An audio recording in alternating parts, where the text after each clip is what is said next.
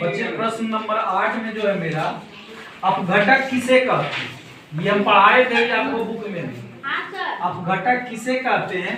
One एवं जीवों की वृद्धि के लिए यह किस प्रकार सहायक है? पहले अपघटक की चर्चा करेंगे, उसके बाद वो देखेंगे।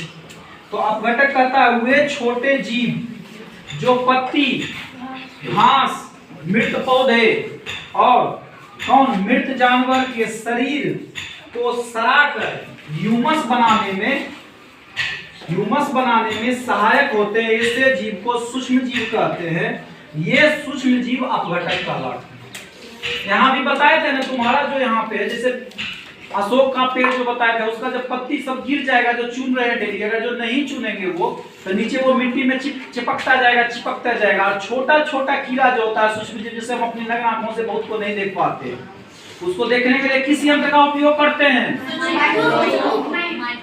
माइक्रोस्कोप, सूक्ष्मदर्शी का। तो वो जीव क्या करेगा? उस पत्ती को सड़ा देगा, सड़ा के गला के उसको ह्यूमस बना देगा, जिससे मिट्टी क्या हो जाती है? असमृत कर जाएगी। तो वही सूक्ष्म जीव अपघटक कहलाता है। समझ गया? वही क्या करता है? पत्ती को भी सड़ाता है, मृत पौधे को हो गया, बड़ा बड़ा पेड़ पौधा का जो गिरा हुआ भी कुछ सालों के बाद देखेगा सड़ जाएगा। जानवर कहीं कोई मर गया तो उसको भी सड़ा देता है। वो सूक्ष्म जीव का ही काम करता है ना।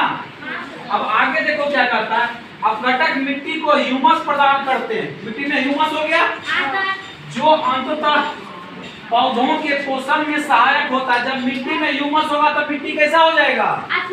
असमृत हो जाएगा, शक्तिशाली हो जाएगा। वो उससे क्या होगा? पौधा को पोषण प्राप्त होगा, जिससे खाद्य श्रृंखला की पूरी हो जाती है, साथ ही पोषण चक्र भी पूरा होता है। बच्चे, हम इस अध्याय का अंतिम प्रश्न शुरू कर रहे हैं। अध्याय 1 में जल और जंगल का सबसे अंतिम प्रश्न जो है, ऑक्सीजन तथा कार्बन डाइऑक्साइड का संतुलन बनाए रखने के लिए वन के योगदान को समझाइए। कार्बन डाइऑक्साइड और ऑक्सीजन का संतुलन बनाने के लिए जंगल उसमें क्या सहयोग कर रहा है? वन में पेड़ पौधे जो जंगल में है, वो दोनों का संतुलन बनाने के लिए क्या उपयोग कर रहा है? इसके बारे में हम चर्चा किए थे बच्चे, जब हम बुक पढ़ रहे थे इसका चैप्टर, तो उस समय बताए थे कि कैसे संतुलन बनता है। कार्बन डाइऑक्साइड की मात्रा अगर जो ज्यादा हो गया तो क्या हो जाएगा, अगर जो कार्बन डाइऑक्साइड की मात्रा ज्यादा होगा तब क्या होगा, ऑक्सीजन की मात्रा अगर जो कम हो गया तब क्या होगा, इसके बारे में हम चर्चा किए थे। अब देखते हैं यहाँ पे ये संतुलन वन के द्वारा कैसे होता है। दोनों का बीज हरे पौधे हरे रंग के होते हैं। जो हरे पौधे प्रकाश संश्लेषण के दौरान कार्बन डाइऑक्साइड CO2 का उपयोग करते हैं और इस प्रक्रिया में ऑक्सीजन O2 छोड़ते हैं, जो जंतुओं द्वारा उपयोग की जाती है। तो बच्चे, वन में होगा ज्यादा जंगल रहता है, तो जंगल में क्या होता है? पेड़ पौधे होते हैं। पेड़ पौधे की जो पत्तियां होती है वो हरे रंग की होती है, और हरे रंग में जो होता है क्लोरोफिल होता है। तो जो पत्तियां जो होता है ये धूप के प्रकाश में, जब धूप निकलेगा तो प्रकाश संश्लेषण की क्रिया करती है।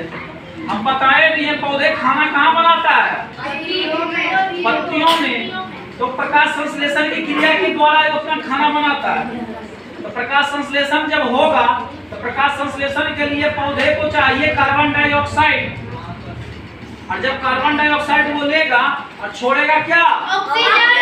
ऑक्सीजन। और उस ऑक्सीजन को हम लोग सब ग्रहण करते हैं ना। जंतु सारे जितने हैं सबके सारे ग्रहण करते हैं।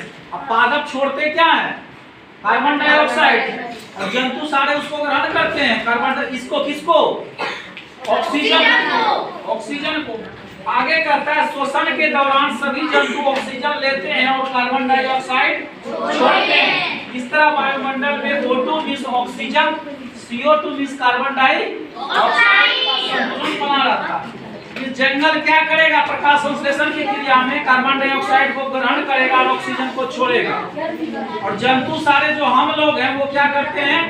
ऑक्सीजन को ग्रहण करते हैं, कार्बन डाइऑक्साइड को छोड़ते हैं। इस प्रक्रिया के द्वारा क्या होता है? संतुलन बना रहता है। न कभी कार्बन डाइऑक्साइड ज्यादा होगा और न ही ऑक्सीजन की कमी हो।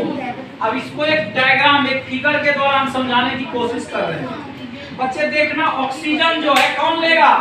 जंतु। जंतु लेगा तो क्या छोड़ेगा जंतु? कार्बन डाइऑक्साइड छोड़ेगा। कार्बन डाइऑक्साइड फिर कौन लेगा? पेड़ पौधे लेगा। पेड़ पौधे जब कार्बन डाइऑक्साइड लेगा तो छोड़ेगा क्या? ऑक्सीजन। फिर ऑक्सीजन को कौन लेगा? जंतु। फिर जंतु क्या छोड़ेगा? फिर कार्बन डाइऑक्साइड को ग्रहण कौन करेगा? फिर ये छोड़ेगा क्या? ऑक्सीजन। ये प्रक्रिया चलती रहती है। इसी प्रक्रिया के द्वारा बच्चे इस पृथ्वी पे किसका संतुलन बना रहता है? ऑक्सीजन। इस चैप्टर का ये सबसे अंतिम प्रश्न था। इसके लिए धन्यवाद। आप लोग वीडियो को शेयर करें, लाइक करें और चैनल को सब्सक्राइब करें। Thank you. प्रवचन स्टार्ट। ये हमारे कुछ बच्चे हैं जो काफ़ी डिसिप्लिन में और पूर्णतः ड्रेस में दिख रहे हैं आपको। इन्हीं बच्चों को हम मेहनत करके थोड़ी सी पढ़ाई कर रहे हैं। ये सारे बच्चे हमारे ध्यान दे रहे हैं। ये बच्चे पूर्णतः अनुशासन में बने हुए हैं। देखिए सर, ये लड़की बहुत खड़ा है।